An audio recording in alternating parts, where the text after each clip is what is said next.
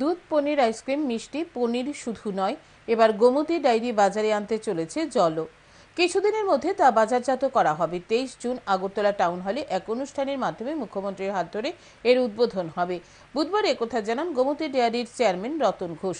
তিনি আরও জানান, সিদ্ধান্ত নেওয়া হয়েছে গোমতীর সমস্ত উৎপাদিত জিনিস সপ্তাহে দুদিন দক্ষিণ উত্তর 59টি জেলায় নিয়ে যাওয়া হবে।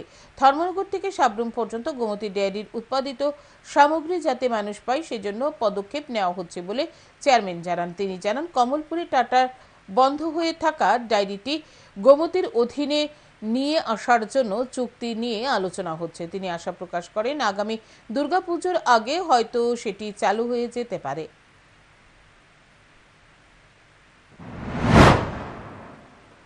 যে আমরা প্রতি সপ্তাহে দুদিন ধর্মনগরে আমরা প্রোডাক্টগুলি নিয়ে যাব। প্রতি সপ্তাহে দুদিন আমরা সাউথ জেলাতে নিয়ে যাব। যে জেলাগুলিতে সাউথ জেলা, 59টি জেলা, নর্থ জেলা, এইগুলিতে আমাদের প্রোডাক্ট সঠিকভাবে যাচ্ছে না।